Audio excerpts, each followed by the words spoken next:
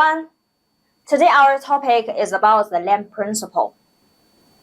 When we talk the topic of the TCP/IP, I say that we have to focus on the main layer, like the data link layer, like the network layer, like the transport layer. So about the data link layer, we also can divide the network according to the coverage. So we will have the LAN and the WAN and so on. So about the LAN, we also call it local area network. And this one, the characteristic is the coverage is smaller, but the bandwidth is higher. So we often will deploy the LAN in the building or maybe in the campus network, like the school. So this topic, we will know what types of the LAN. And the typical protocol in the LAN is the Ethernet network. So how many types of the Ethernet? And in order to avoid the conflict, we often will use the technology of SIGMA/CD.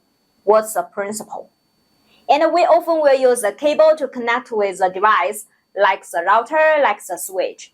And the typical cable is a twisted pair, and also maybe some fibers. Besides the wired LAN, now in our network, lots of people will use a wireless LAN. So the last part, we also will talk something about the WLAN. What's the typical protocol? What's the typical device? Something like this. If you are interested, let's discuss now. Hello everyone. Before we talk about the detail of the LAN principle, let's have a review of the last video. Which of the following layers does the TCP/IP reference model include? And here are 7 options. The correct answer is A, D, and E. The main words of this question is TCP/IP reference model, right? And we have 4 layers.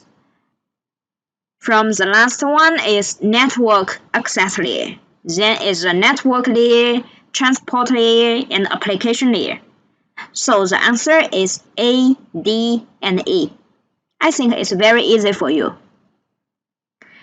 Then let's see the LAN principle. What means LAN and why we need the LAN? According to the size of the network coverage, we can divide the network to become LAN, MAN, and WAN.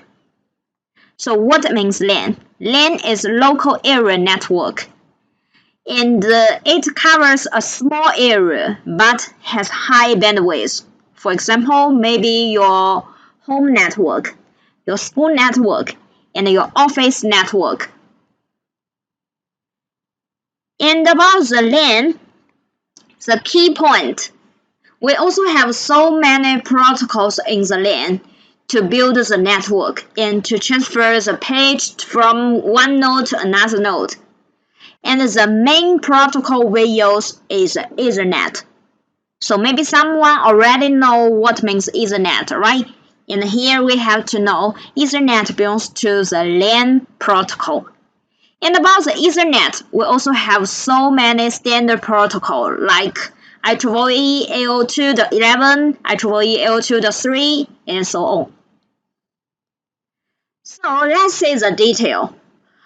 What's the relationship of the LAN and OSI reference model? About the OSI reference model, we have the physical layer, data link layer, and the network layer, right? Of course, about the upper, we also have transport layer and so on. And about the LAN, it's located on the data link layer. And we usually divide the protocol to become 2 sublayers. One we call is LLC and another one we call is MAC. Do you still remember what's the function of each layer? We have to provide the service for the upper layer. So, about the data link layer, about the LAN, we will use the LLC sublayer, logical link control layer, to provide the service for the upper layer we call it network layer. Maybe you use IP, maybe you use IPX. And we also use MAC sublayer to manage the devices, the link of the physical layer. Because about the physical layer, we can use different cable, right? Maybe it's a coaxial cable, maybe it's a twist PA, and maybe it's a wireless cable. So different cable, maybe we use different format to encapsulate the packets to transfer the information out. But about the network layer, I don't care about what cable you use. I only want to know what's the IP address and what's the protocol number, something like this. So who will deal with this different protocol to provide the same information for the upper layer? This is a function of MAC sublayer. And we also have different protocol standard like the AL2.2, like AL2.3, 4, 5, and 11. And about the LAN, we deploy the network at the beginning. We will use a cable to connect with a terminal, and then we can transfer some file, right? At the beginning, let's see something about the early Ethernet. And about the early Ethernet, we have so many technologies. And we have different protocol like 10-base-5, 10-base-2, 10-base-T, something like this. And the protocol will decide what's the maximal length, what's the speed, and how to encapsulate to become the binary and then transfer the packets out. So at the early Ethernet, we use a protocol is 10-base-5, 10-base-2, and 10-base-T. And what's the function of the 10? What's the meaning of base? What's the meaning of the number? I will explain you the detail later. In this protocol, the typical one is the speed. At the beginning, the speed only 10 Mbps. And we will use three types of media. One is coaxial is the SIGNet, and we also have the CNET. And these two different type coaxial. The different one is maximal length. About the first one, we can connect the distance. The maximal distance is 500 meters, but the second one will only have 200 meters. But if you use the third one, you use the UTP to connect with the terminal, the maximal length is 100 meters. This is a limitation of the cable. And we also will use this cable to connect with the terminal and then to build the topology. And about the early Ethernet, we only have two types of the topology. One is a bus, one is a star. And this topology we already explained in the first video, right? Let's see the topology. The first one, we can use the cable of 10-base-5 and 10-base-2 to indicate to connect with the bus type. And we also can use the 10-base-T and use a device like a hub to build the star topology. So about the early Ethernet, the topology is very easy, and we use the cable and the devices also is very easy, because we have to transfer the signal from one node to another node, and we have to use the cable and the device to connect with each other.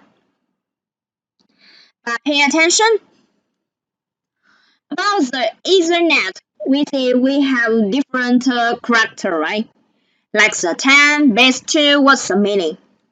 The 10 means the lane speed. Maybe at the early, the speed only 10, but now we already can see 100 Mbps, 1 GB, also 100 GB. But the meaning is same. The first characteristic is speed. And the second one, base means baseband. And another one is broadband. This is the second one. And the third one will indicate the length. And if this one is a number, the maximum length is a number and multiply the 100 meters. That's why we say about this protocol, the longest distance is 200 meters. And then let's see the typical device is a hub. Pay attention about the hub. We can use a hub to connect with many hosts, right? Because about the hub, we can provide multiple physical ports. And this topology is very similar like the star topology. Do you still remember the star topology? All the devices connect with a middle device, and this topology we call is star. But pay attention about this one. About the physical topology, we call it the star topology. But about the principle, the internal principle, still the bus. The characteristic of the bus topology is at the same time, only one device can send out the message, and the rest of the terminal only can receive, cannot send out, otherwise there is a collision. So about the hub in the terminal, there still is a bus topology. So the first one send out the message, then all the rest can receive this information. That means in this scenario, it's very easy to make a collision. If there is a collision, the message cannot send out successfully. So we also need some solution to reduce the collision. One is you only maybe connect less terminal. If you only have one terminal, it's very easy. You can send out the message anywhere, anytime. But if you have 10 or 100, maybe there will a big collision. And another one, maybe we have to use some mechanism to reduce the collision happened. And this mechanism we call is Sigma CD. Carrier Sense Multiple Access Collision Detect. So what's the principle of this mechanism? How to reduce the collision happened? Let's see the process. The first one we call is carrier sense. If 4 hosts connect with the same bus, at this time, if the host B sends a message out, and then host A and host C also want to send the message out, so they have to listening. To listen in the process, anyone sends the message now or not. Because now host B sends the message, so A and C also will receive the message from host B, also includes the host D, right? Because they are in the same bus.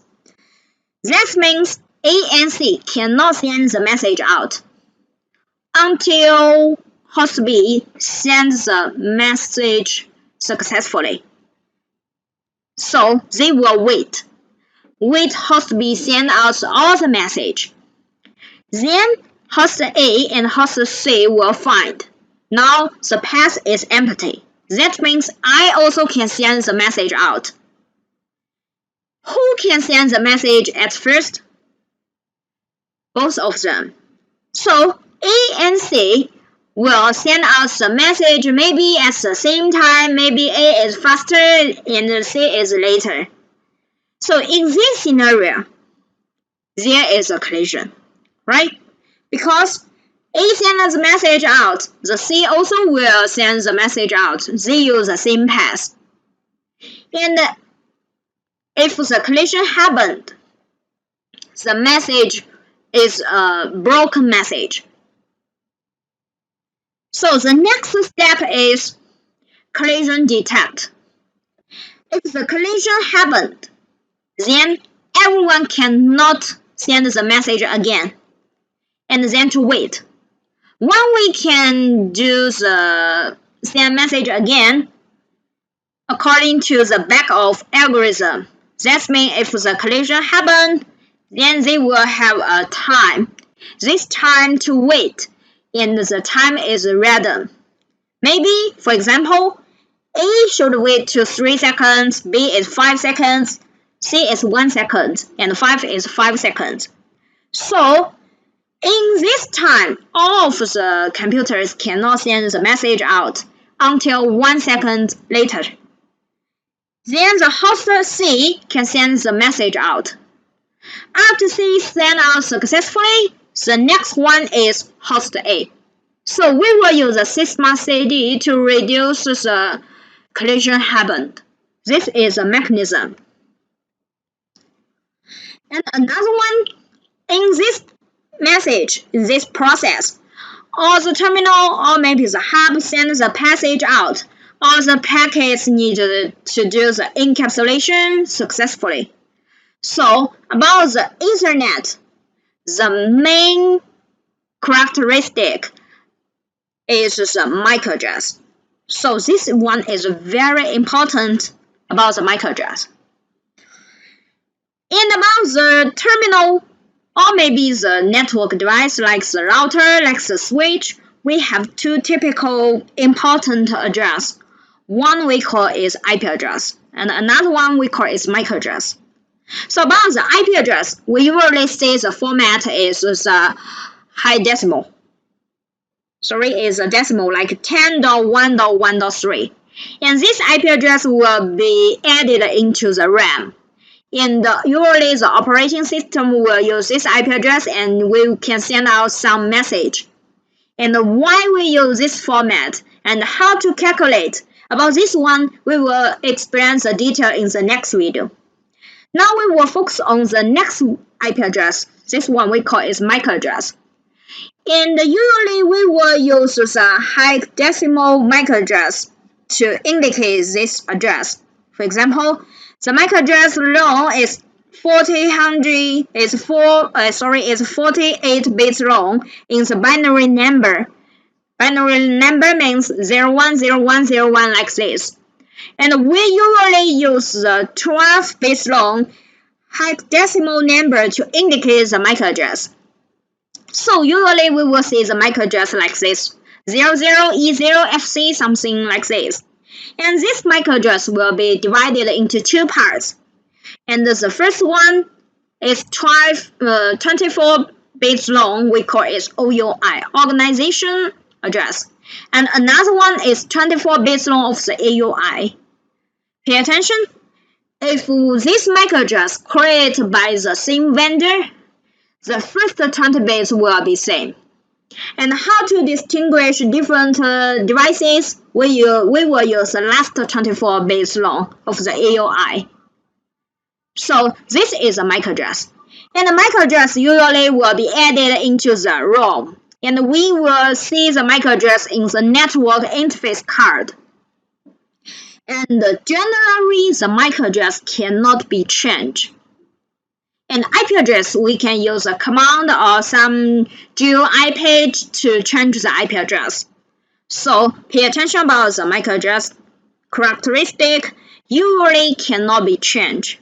And if the devices creates a MAC address, and the MAC address will be used all the time. And different devices, the MAC address should be different, should be unique. Pay attention about this one. And according different MAC address, we can divide the frame to become unicast and broadcast. And what means unicast? What means broadcast? Pay attention about this one. If there are 3 terminals, and every terminal we will have the different MAC address, right? And this MAC address we call is unicast MAC address. And the broadcast is special, means all the value to become F. That means if we use a binary format, all the value will become 1. So this is a broadcast. Why we have to distinguish the unicast or the broadcast message? That's because when the terminal receives different frame, we will have different action.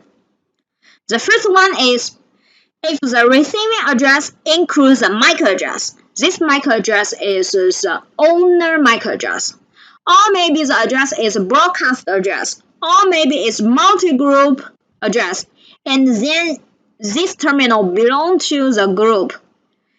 About this address, if I receive the message, I will receive it, and then I will deal with means de-encapsulation and to the next step. And another one, if I receive the message not match this address, I will directly discard.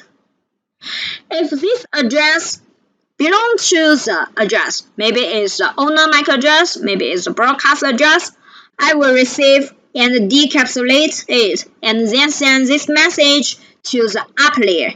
Up layer means your network layer, right? Maybe your IP protocol also will do the next step. So this is a different action of the terminal. So let's see the example.